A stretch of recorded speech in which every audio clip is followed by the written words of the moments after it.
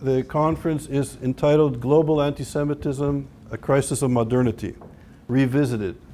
And the revisited part is because 10 years ago, we had a conference at Yale University, which was a great success. We had 105 speakers over 4 days dealing with issues of global anti-Semitism and the crisis of modernity. And I remember in that event, I was sitting next to my parents. My parents came to New Haven from Montreal to come to the conference. And my mother turned to me and she said, this conference is amazing. This professor's here and that professor's here. All the who's who of issues of anti-Semitism literally from around the world. David Patterson, there were many of us were there 11 years ago. And she said, this is amazing. Yale's going to keep you here and you'll get tenure here and you'll have your career here. And I turned to my mother and I said, Mom, this is the beginning of the end of our project. And why? Because we got too big too soon. And in the conference, which was open to the public, there were students and faculty that we now know were definitely connected to the Muslim Brotherhood. And they were in attendance, and they were in blogging in real time. The day after the conference, the PLO ambassador said that this was a racist, Zionist, fascist enterprise, and it started the beginning of the end. But it also started some other interesting projects by mistake, looking at the influence of foreign powers on education in the United States and globally, and looking at the impact of anti-Semitic foundations and movements working with soft power in universities. Minority communities seem to have prospered and received greater attention and greater access by the various movements of the time, social justice movement, critical race theory. But there's a real detrimental effect on the way that Jewish communities and Judaism are being viewed. And Charles has already talked about this, but I think it's so important that it has to be emphasized again and again. Despite covering the Holocaust and the loss of more of half its community, there's now a tendency to align Jews with the centers of power rather than the periphery of power, which is very interesting considering that, of course, just 20 years ago, Judaism or Jewish communities hardly featured in the mainstream of any cultural mainstream of any society. So at the Woolf, we've been conducting research on anti-Semitism from historical, theological, and social science perspectives for almost 25 years now.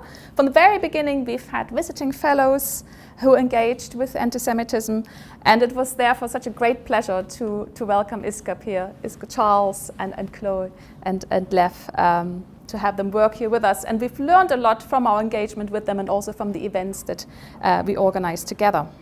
I have to say, practically every week, if not every day, there are some statement which deserves to be mentioned. And no doubt that in the last 3 days, the prize for the most outstanding statement belongs to Milun Kotari, who is a member of the United Nations Human Rights Committee's commission to investigate the root causes of the violence in the Middle East. So, well, it was criticized, his words, by a number of countries in these days. But I want to mention that I think it's really wonderful, not wonderful, but it's great that he said it, because it reminds us one thing. Look, in 2 phrases, he succeeded to put together the statement that social media is in the hands of Jews. What we just now heard about anti-Semitism, Twitter and others, it's very interesting. But he said it very clearly that Jews control the social media. And practically in the same paragraph, he said that he doesn't understand how, with all violations of human rights, Israel is a member of United Nations. From 193 countries, not China, who is keeping millions of Uyghurs in concentration camp, in fact, not Cambodia, who simply halved its population, not Syria, which used chemical weapons against its own citizens and turned a third of the country into the refugees. But Israel, how it can be that Israel is a member of United Nations? This shouldn't stop us from working to promote peace, to bring people in the region, regardless of their nationality, their religion, their ethnic, their color, bring them together, promote the common values that we have as human beings, and try to build bridges of trust, respect, and understanding and acceptance within the whole region. And this is where I see that we need to work together to promote the Abraham Accord, to show the people the added value of the Abraham Accord, that we are enjoying it now in the U.A.E, in Bahrain, in Israel.